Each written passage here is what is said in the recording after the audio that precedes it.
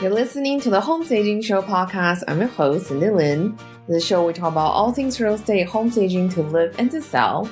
Welcome back to season 10. This is episode 6.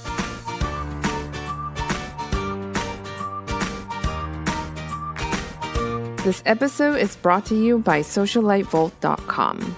Are you overwhelmed with the marketing your home staging business? Stop wasting time worrying or wondering if you're doing the right things. From social media to email newsletter that get attention of listing agents, Social Light Vault makes marketing simple and effective. You don't need a huge marketing budget. You don't need a huge audience either. You just need real marketing tools that work and the right sales funnel to deliver new leads, even when you aren't working. The team at Social Light specializes in marketing for home stagers. Get started today by going to socialitevault.com. Hey guys, welcome back to another episode of the Home Staging Show. So today I'm super excited to have an interior stylist from the UK to be on the show for us today. So her name is Joanna Thornhill, and she's also a very well-accomplished author as well. Her passion for design, eye for pulling together a cohesive visual story, and approachable yet knowledgeable writing style has led Joanna to her dream career as an interior stylist, writer, and author. With over 15-year industry experience under her belt and a decade of working on her own projects after honing in her craft as an assistant, her specialization includes interiors, still life, and lifestyle styling and prop and craft productions, as well as trend forecasting and feature writing. While predominantly focusing on stills, she also produced content for film, which includes both television and online, also regularly styled events for press launches and corporate functions. Her client ranges from editorial to commercials and online as well.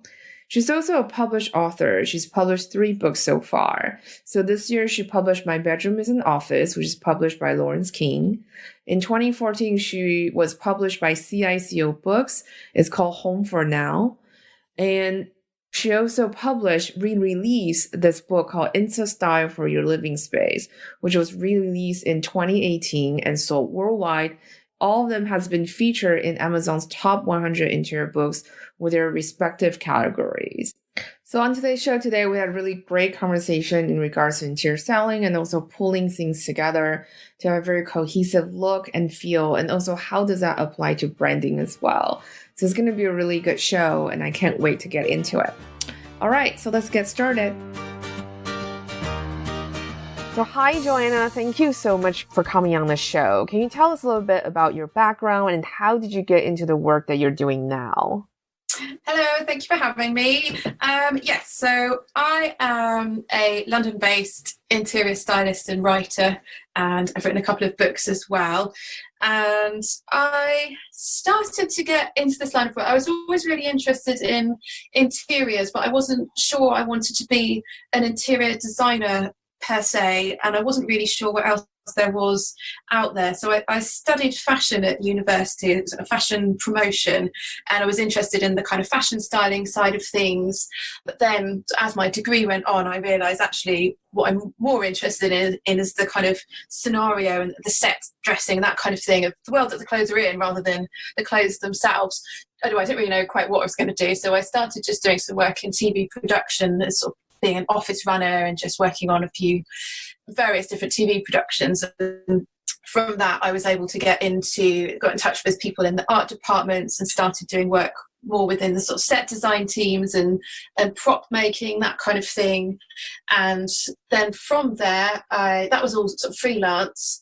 So I had sort of lots of times in between jobs and things. So I then decided to start contacting some interior design magazines and other freelance stylists just to try and get a bit of work experience and a bit of freelance assisting.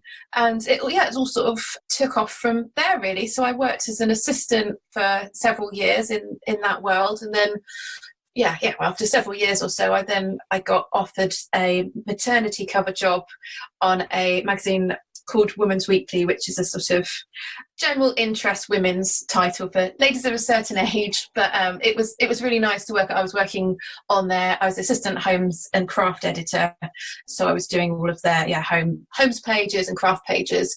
And then when the maternity cover came to an end, that was when I sort of fully went alone as a grown-up freelance stylist, and that was sort of 2010, 2011 time. So yeah, so coming on for sort of nine years or so now of doing my own thing. So yeah.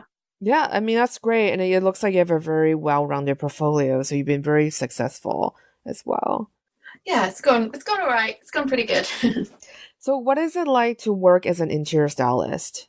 So, well, I suppose every day is different. So what I tend to do, because I think there's no kind of set terminology for what an interior stylist is in the same way if you're a doctor or a lawyer or something. It's what I do as an interior stylist is I pretty much solely work for commercial clients, and it's generally to create a look that's for some kind of promotional purpose. So whether it's editorial images that are going to go into a magazine, or say catalogue or online type images for a brand. Sometimes I also do event styling. So say if a brand's got a new launch or it's their new autumn winter collection or whatever it might be, I'll style the space for that. But generally everything I do is sort of for a kind of sales purpose. It's not really real. So that makes it, there's a lot of crossovers with interior design, but there's also a lot of differences as well, because obviously I'm not thinking about longevity of anything. I'm thinking about creating a certain look and to get across a certain point, or to sell products, whatever the brief might be. So, and again, I think there's been a lot of similarities with the home staging. I think a lot of the sort of way I would go into spaces is the same kind of techniques, but again, it's kind of for a different outcome, if that makes sense. No, that makes total sense. Yeah. No, I think that makes total sense, because I actually used to work as a prop and wardrobe stylist assistant on photo shoots. So I know fairly well what that process is like. And I do find there's a lot of similarities with staging, because you are focusing on telling the story visually to sell this product, whether it's a product your client has, maybe it's a book or a piece of furniture, or in our case, a home. So I think it's just the process is a bit different, and working with clients is a little bit different. So can you talk a little bit about the process, what it's like working on a commercial set? Like, how do you deal with clients? Because you mentioned brief as well. For our audience who's not familiar with that environment, what is that like for you? Yeah, so normally how it would work is client will approach me with their brief. So for example, we need to produce some more images to showcase our autumn winter range, and it sort of very much depends on the client, really. Some will come with, and they'll already have worked together with buyers and marketing in various different departments, and maybe even got involved with trend forecasting or organizations. And so they might come and say, these are our trends, these are our ranges. They've already sort of done quite a lot of the work to begin with, and my job is then to kind of take it from that point and go and choose the products, design the sets, that kind of thing. Other times it might be that a client comes along and says, I've never done a shoot before, I don't really know how it works, kind of what do I do? So I'll then help them to work out that side of things. So we'll sort of have a look at various images and discuss their brand and what their aims are and their objectives, and work out what it is they're trying to achieve, what they want to get out of the shoot in kind of a broader sense, and then hone that down into, right, so you've got 6 ranges of this new flooring or whatever it might be, so we need at least 6 shots, and it needs to go on social, so it needs to be croppable to a square format, and all of those. There's quite a lot of things to take into consideration when it comes to that sort of thing. And then I'll just sort of work with the client from the starting point right to the shoot day, and then I'll have planned out all the shoot day normally to within an inch of its life, because there's always so much to do on a day. Most of the creativity tends to be done before the shoot. It's all kind of planned, and then you're just bringing your plans to life, and as soon as that first set is done, you're onto it's ripped down and you're on to the next one. Obviously there is creativity on the day, but you need to very much know, right, we're shooting this dining room in this spot, and these are what's going on that table, and we're having a cake and a knife, and all those kind of things are planned in advance. And yeah, so that's basically the process. Yeah, and there's so many people involved as well because you got yourself, the stylist, you got photographers, you got art directors, you got a client as well, agencies. So there's so many different people involved in the process. How do you make sure you're all communicating and you're on the same page about what you're trying to achieve? So yeah, so obviously some shoots are a lot bigger than others. Some might literally just be, well, I've been on some shoots where it's just me and the photographer and that's it. Really nice little small ones. And obviously there's been clients involved in the planning process and they know what we're doing. And normally when that happens, it's clients that me and the photographer and the client have all worked together before. So we all know what to expect of each other really. Other times it might be a big shoot, and particularly sometimes if it's a being filmed rather than still shots, or if it's something with models, that kind of thing, suddenly you can have, you know, easily a dozen plus people all kind of on set trying to have their their say.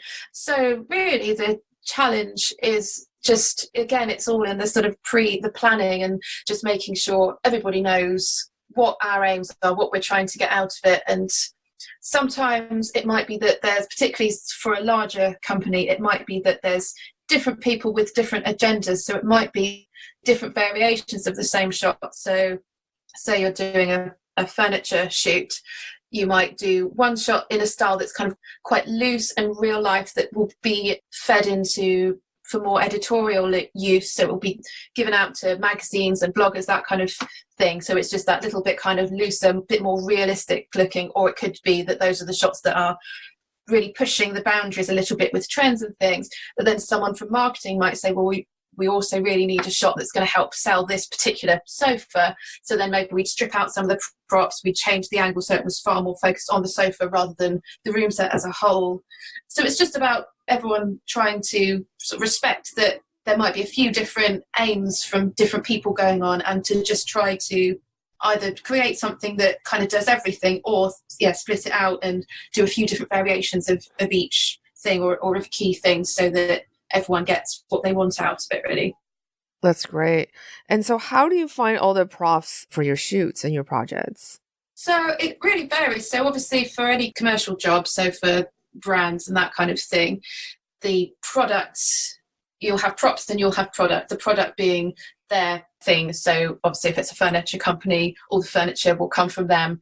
If it's a flooring company, bit more free reign, but the flooring obviously will have to be from their range. So once that's established, I'll then go to work out where I'm going to get my props from, depending on what we need. So depending on the shoot and what it is, I will often go to the various prop hire houses in London, which that's normally what I would do if I needed a lot of things. If you needed sort of full room sets worth of stuff, if you needed furniture and rugs and lamps and all those sorts of things, that if you had to buy those things, it would be costing thousands and thousands. If it's a smaller shoot where I just need maybe sort of little bits and bobs, sometimes it works out more economically for time and money to just go to the shops and buy a few bits and pieces from the shops or online, particularly if it's sort of any really weird and wonderful specific things. I had to dress a camper van once to look like a Hawaiian Christmas. So most of that I just ended up having to buy online because it was so specific. And then I will go locally to buy any sort of, I call them fresh props, so food, flowers, those kind of bits that you'll get the day before. Yeah, and then if it's a shoot for a magazine, then you tend to get press loans of the product. So you'll get in contact with the various brands and say, I'm doing this photo shoot on floral interiors or something, and then they'll supply you with their products. The products you'll choose the products, they'll supply you with them, and then you return them afterwards, and it's all in exchange for a credit in the magazine. But normally that's only on editorial jobs. Sometimes for commercial jobs, I might sort of set something up with one or two brands. So yeah, for example, I did this flooring shoot recently. So obviously they only do flooring. So I contacted a couple of brands that I thought their product would work really well with flooring, and they loaned us their products for return in exchange for shout outs on social media with the images and that kind of thing as well. So that can be quite a good way of working around things sometimes, particularly if budget is tight.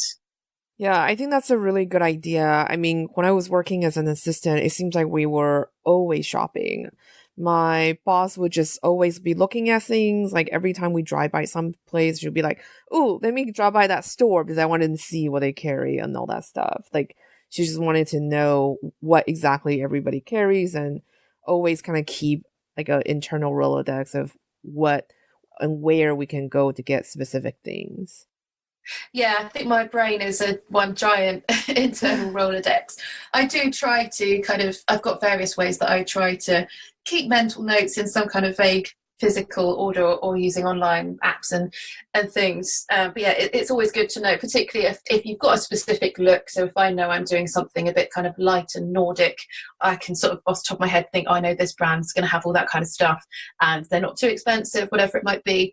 And also, yeah, I was going to say that I do also have my own props at home that I bring to shoots. I try not to have loads of stuff, well, partly because I just live in a tiny house, but also you don't want to keep using the same things, the same props over and over again. But I do kind of have a bit of a go-to of certain bits. I often end up shopping my house to bring stuff to shoots, particularly things like books and Kilner jars, that kind of stuff.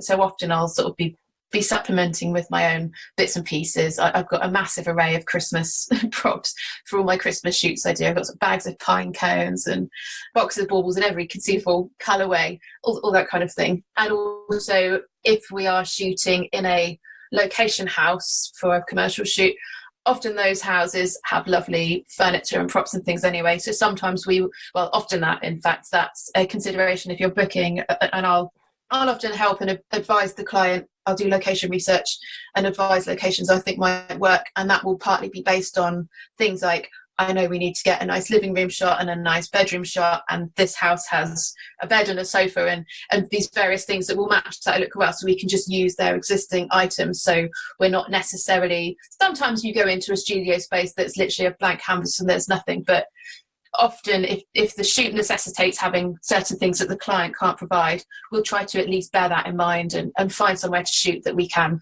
make the most of what's already there. Yeah, I think that's very clever and it's a very economic way to deal with that challenge. So when you're working for a brand or styling a home, how do you decide the story you want to tell? Like what are some of the tools that you use to tell the story of the home or the brand visually? So once, as well as working out these ideas based on trends that are coming up, that we can sort of go down those pathways, often I'll look at various trends and then I'll think, how can we kind of cherry pick elements from different trends to create either a single direction, or it might be that if we're shooting a whole range of furniture, for example, we might want to shoot 4 or 5 different trends that look actually very different to each other, that aren't necessarily a cohesive set of images as a whole. Each one feels quite different and independent to each other. So we'll sort of do that, and very early element is what the actual product is. So that will kind of dictate the starting point. So if the product is like a dark green velvet sofa or something, then that would lend itself maybe to a kind of a dark decadent look of a room. So if the client has a whole range of different types of products, it will dictate a bit more in terms of fabrics and colours and that kind of thing than if it's a brand that maybe just has one kind of furniture or one style of item that they produce, and that's when you need to start looking further out for different fabrics and colours and stuff.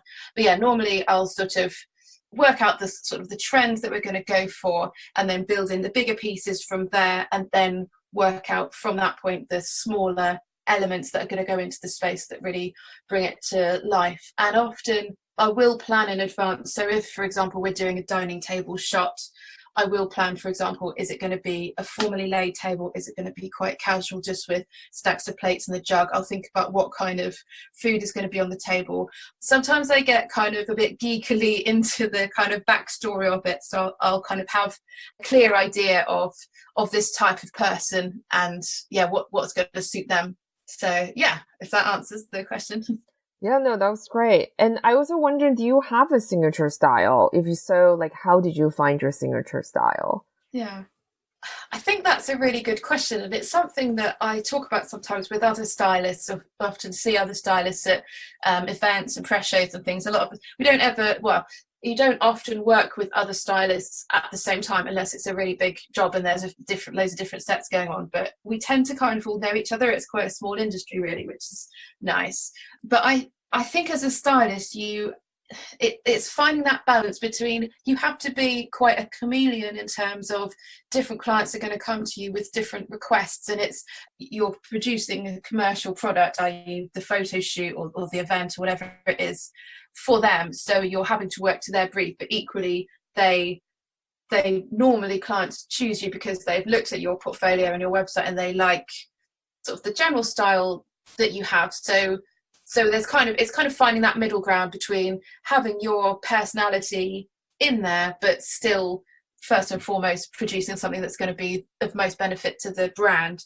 So I think my style is pretty quite eclectic and colourful. I like mixing different pieces and styles and objects together. I don't tend to do things that are overly formal or fussy, and I do quite like to just bring in little quirky touches and have a bit of a lived-in look. I'm not much of a minimalist, it has to be said. So I think if a client wanted a very stripped back, minimal living room, whatever it may be, there's probably other stylists that do more that kind of thing. If they want something that's a bit more colourful, and also because I sort of do craft makes and things like that as well, so that's something that I can bring to the shoot, and I think people come to me for that kind of thing as well.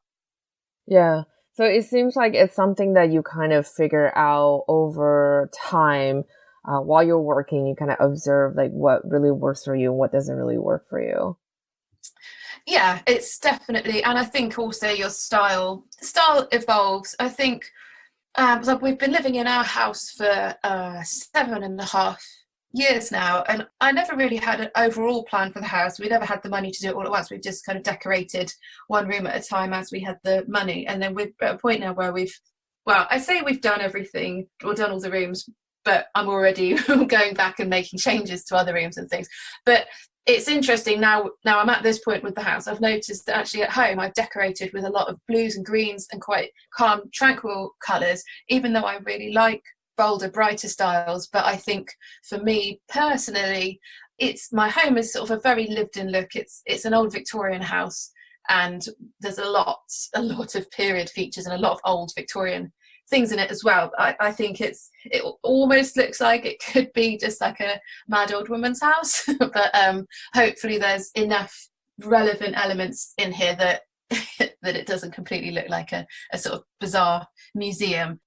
So I know you also work with brands. When a brand is unsure of their direction, like how do you help them find their visual identity? Normally with brands, so some brands will come forward who already have quite a well-established style, but they might be, always brands are looking for ways to kind of move things forward and do something a bit different and progress. Other times I might get involved with a brand from quite early on, from a point where they're starting to be big and successful, and they've maybe not spent much on shoots in the past, and now they're having to kind of think a bit more about it and have a bit more of a brand identity. So in that situation, I tend to work with them, look over what they've already done, what they do and don't like about it, possibly sit down and go through some images together, say pull together some magazines or some catalogues from other clients, and just try to, or other brands, and just try to work out what it actually is that they like, that they're aiming for. Because I think sometimes people can say, oh, I really love the style of this brand, but then when you really look into that brand, you realize actually what they like is the space they leave at the edge of the shots, or the way they've cropped their images, or there's normally kind of some sort of thread running through. So it can be helpful to have those kind of sit down conversations, just go through various things like that, just to try and sort of work out what they like, and from the images that they like, how that would translate to their brand.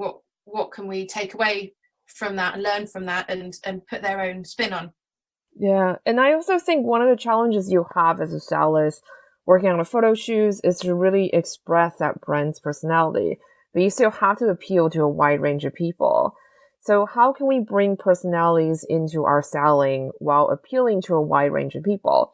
and still speak to that specific demographic that our client is trying to hit? Mm. Yeah, that's kind of the $1 million question, really. I think often on shoots, particularly say with clients that haven't shot much in the past, sometimes it can be the stylist and the photographer are kind of working together. Sometimes it's a bit of a kind of one step at a time process to reach a point of meeting in the middle where it's always such a fine balance, I think, between selling a product and selling the lifestyle that makes someone want to buy that product. And it can sound counterintuitive sometimes to think, well, we're trying to sell this chair, but we're going to actually shoot it with the chair to the edge and crop through a bit of the chair, and you can't quite see the detailing on the back. But this shot has created a really beautiful image that makes me think, oh wow, I love this. Is such a lovely image. Where's all this from? Oh my god, it's from that brand. I wouldn't have thought to look at them. And then your interest will be piqued in that brand. So I wish there was kind of a specific rule to give. It's very much a kind of case by case basis, and it depends what it is, because having said that, if you are on a shoot where you're literally just there to shoot that chair for a product sales page, you do need to see it really clearly and see all the different sides of it and stuff. But if it's more for images that are kind of a general promotional marketing image that's to entice the customer, then you do have to very much have the overall bigger picture in mind, as well as the specific, can I see this chair, Right. type of thing.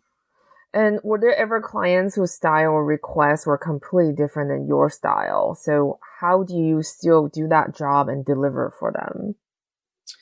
Yeah, I mean, sometimes people, I have had requests come in the past that I've thought this just isn't, not that it's not my style, but say something that just isn't the right fit for me, and I don't think I'm the right person for that shoot. So to a degree, I suppose I edit out, and also I think people will edit me out for anything that is sort of a wildly mismatch of my skills. And it's always a range from clients where you think, wow, I genuinely love this brand, I would buy all these things in my home, to brands where you think, well, I personally wouldn't have this, personally isn't my sort of thing, but my job is to make this look the best that it can with my own little slant on it. And sometimes in a way that's kind of nicer, because it's a bit more of a challenge, because you can take something that in of itself maybe isn't that exciting, but then you're putting it into this lovely room set, you've created this whole scheme, you've got wallpaper and rugs down and stuff, and you've created this whole little narrative about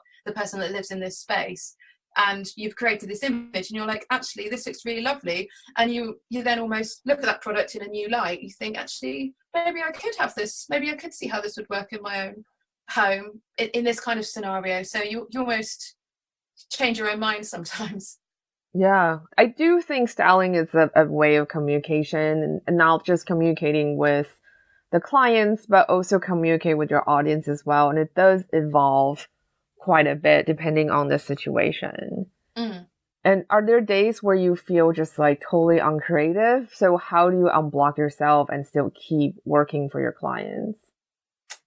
I mean, sometimes it can, particularly if you're planning a really big shoot, and sometimes there's so many logistical elements. I think with styling, which is probably the same with staging, I guess, as well, to a degree, there's so much that, like, the kind of the fun styly bit is such a small percentage of the overall job. So much of it is just working out the logistics of, right, we need to create a gallery wall here, but we can't drill into the walls, so how are we going to do that? And talking to set builders and dealing with, logistics of when a delivery is coming, and if that's coming here, can we get this in there, and what's the back access and all that kind of stuff.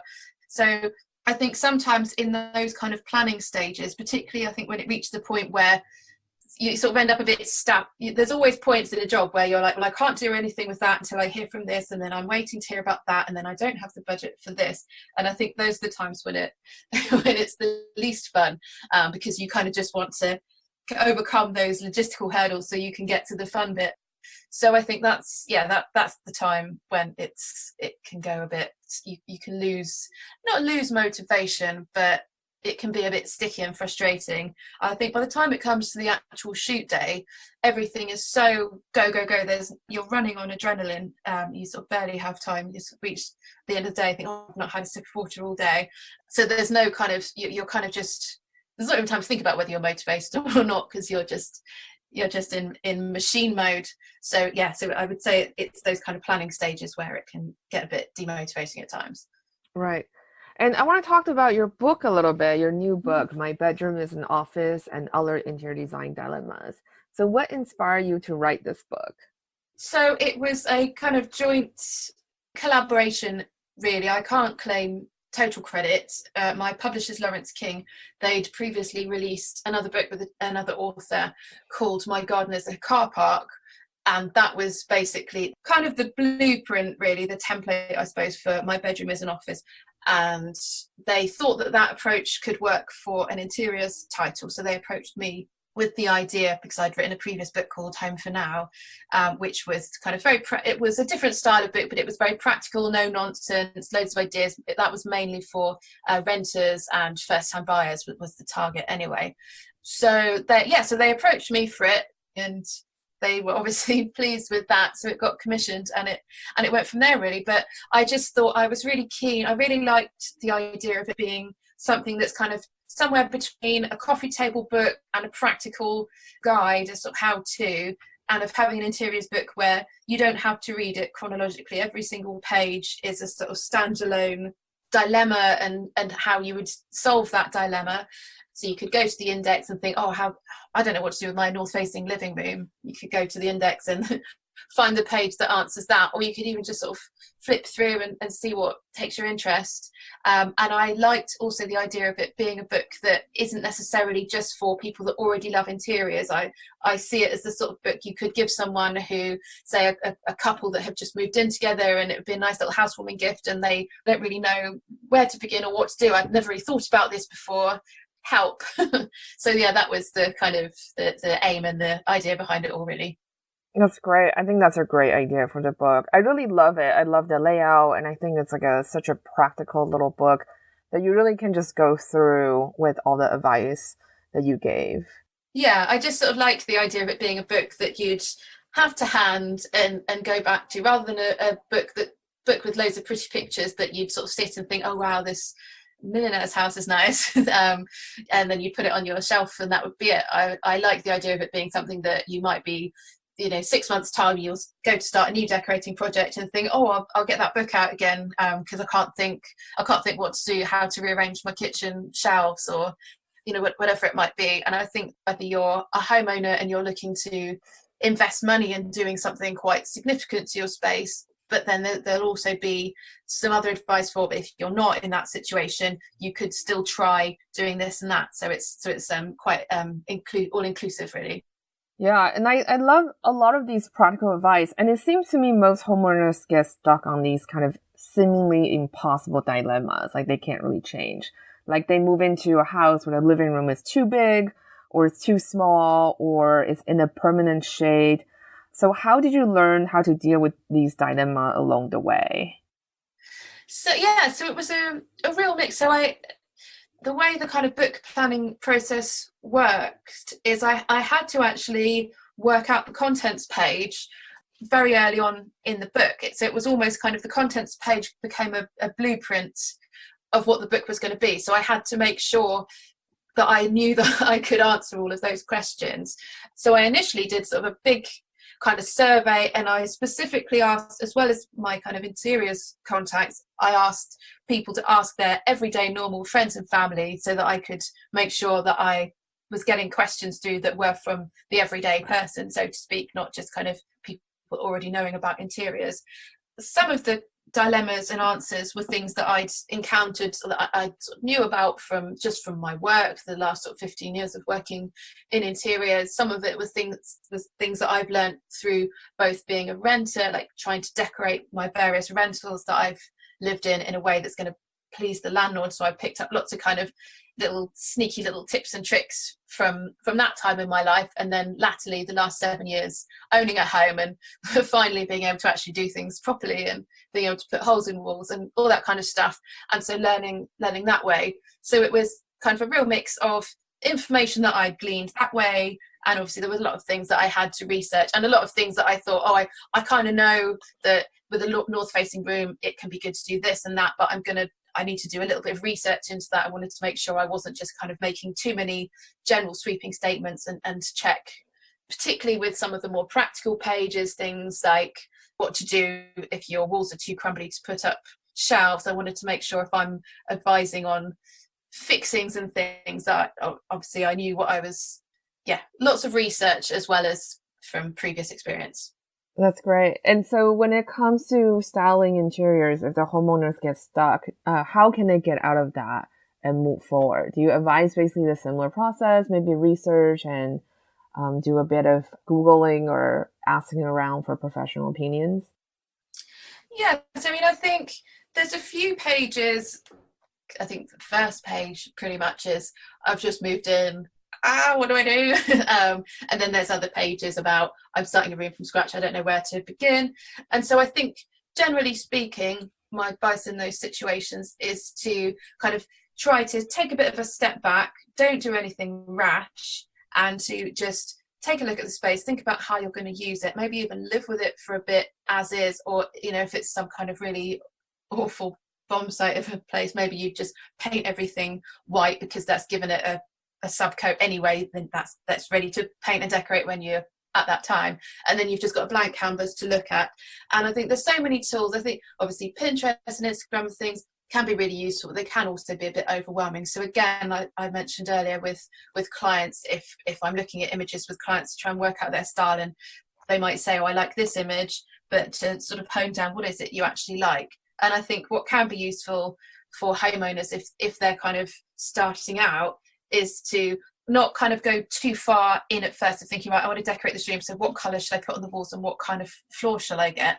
To kind of look at a bigger picture of what overall looks do I really like. Even if it's like, oh, I love this beach bar in Hawaii, it's really useful to work out, to look at what you're drawn to, even if it's things that you can't literally recreate, or, you know, a lovely photo from a seascape or something. You know, it's really interesting to look at all of those, bring all of those elements together, and then try to see actually what I'm picking up on here is I'm really drawn to these natural colours, or these kind of inky finishes, or whatever it might be. I think that could be really useful to kind of not narrow yourself down too early on, to kind of look a bit bigger. That answers the question. Yeah. And then when there's so many things to be done in the home, like how do you budget and prioritize what to do? I suppose when you're starting out, it might seem really obvious that there's certain things that absolutely have to be done versus other things that are just kind of aesthetic and can probably wait. I think it's certainly, if it's your own home and you're thinking of structural works, it makes sense to at least have an idea for that at the beginning, or, you know, work that out early on. So you don't want to rush in and fit a brand new kitchen and then think in a month's time, actually, I wish I'd moved the kitchen and the bathroom round. So I think it's really important to think of those things early on, even if they're not necessarily things that you could act on at that point, because you might then think, well, I know in 3 or 4 years I'm going to swap these 2 rooms now, so I'm not going to invest any money in them now. I'll maybe just spend a couple of £100 on making them a little bit nicer in the interim. And also to be aware of just the practicalities. So, for example, it would be potentially foolish to decorate a hallway first. If you know you've got to strip out walls, you'll just make a mess going through that space. So often it's sort of prioritizing. If you can't go straight in and do everything you need to at once, just working out any big changes that you might be wanting to make in the future, and then thinking, right, say if the whole house is kind of fairly awful. I'm sort of thinking back to when we moved into our house, what's the priority here? And for us, we knew we couldn't change the kitchen and the bathroom, so we tried to make the bedroom nice first, so that at least at the end of the day we could leave this horrible, messy house that was not to our liking at all, but shut our bedroom door and know that we had a nice bedroom. So that for us was the priority. Maybe if we had kids, it would have been the kids' room.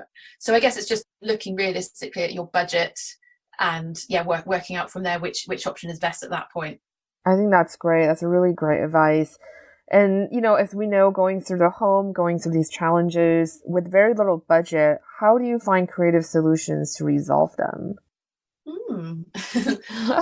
Good question. I'm very budget minded. I spent so long living in rented places with I had no money and the very strict limitations of what you can do.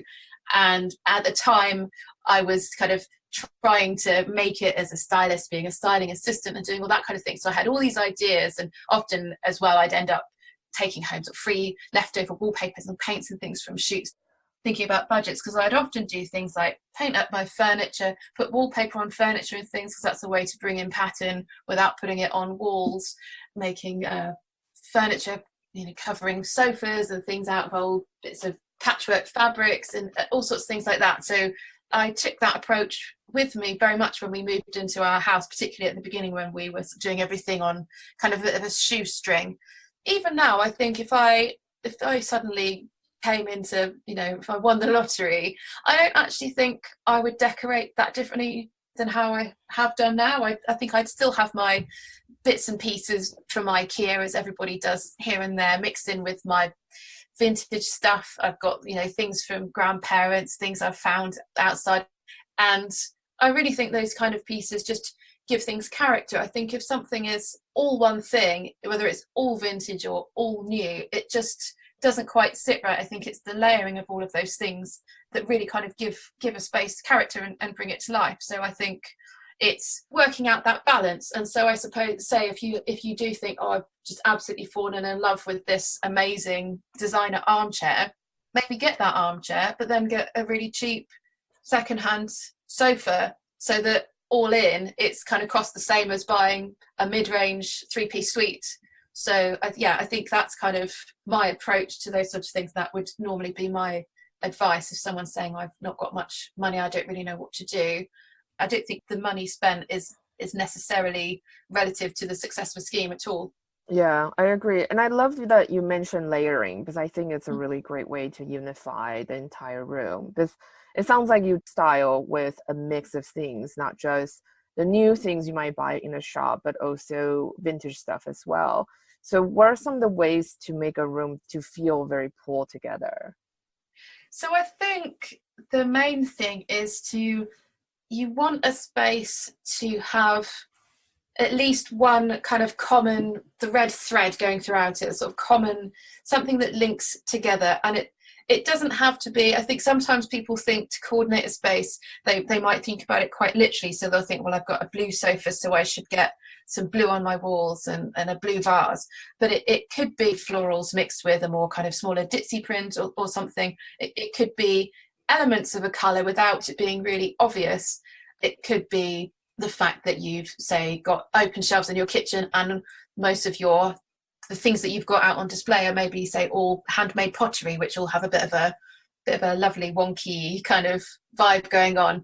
Again, even if they're not matching at all, that just having those kind of elements that bring it together. I mean, even things like plants, if you've got lots of lovely plants and greenery in your space, which as well as obviously being kind of a big sort of buzzword at the moment with biophilia and all that kind of stuff. So just if you're kind of bringing in elements of plants and maybe bringing in some natural materials, so making sure you've got some natural woods or some wools, a sheepskin throw, whatever it might be, those kind of things, again, they're not kind of coordinated matchy, but overall they will kind of give this unified, in that example, that they'll sort of bring in this kind of natural biophilic kind of feel, which will help tie the space together, even if you have got kind of a new sofa with a 60s armchair and a Victorian coffee table. Thinking in that way will still help kind of unite the overall look. That's great. And what would you say is your number one tip when it comes to styling interiors? I suppose as a stylist, I think it's just those little finishing touches that are so important, and often that's the thing that kind of can bring the whole thing to life. So often on a shoot, you're setting it all up, bringing your items, and you're sort of working on it and setting it all up, and then it's not until the very last minute when you put that little plant on the table and put the slice of toast on the plate, whatever it might be, that's then what makes it feel, oh, it looks lived in now.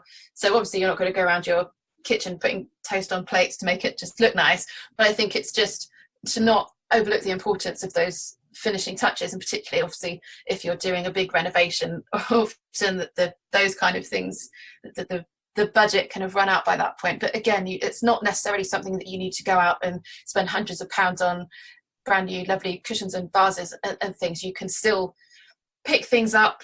I've made so many cushion covers in the past from bits of old vintage handkerchiefs and all sorts of weird and wonderful items that I've picked up along the way. So yeah, don't underestimate the importance of those little finishing bits, because otherwise the job isn't going to feel 100% done. Yeah, I love that. Thank you so much for being on today's show. I really appreciate it. This episode is brought to you by socialitevault.com. Are you overwhelmed with the marketing your home staging business? Stop wasting time worrying or wondering if you're doing the right things. From social media to email newsletter that get attention of listing agents, Social Light Vault makes marketing simple and effective. You don't need a huge marketing budget. You don't need a huge audience either. You just need real marketing tools that work and the right sales funnel to deliver new leads, even when you aren't working. The team at Social Light specializes in marketing for home stagers. Get started today by going to socialitevault.com. So that's it for today's show. Thank you so much for listening. If you want to help and support the show, there are 3 ways to do so. You can leave a review and rating on iTunes. You can share the show on social media, or you can donate to support the maintaining costs for the podcast. You can make a donation through the show notes or on the sidebar of our site. If you haven't left a review on iTunes, please do so. This will help us grow the show and book more guests. If you have any questions, feedback, and suggestions, you can comment on the show notes. You can also find the show notes by going to stagemore.com/podcast. That's it. Have a fantastic week and happy staging.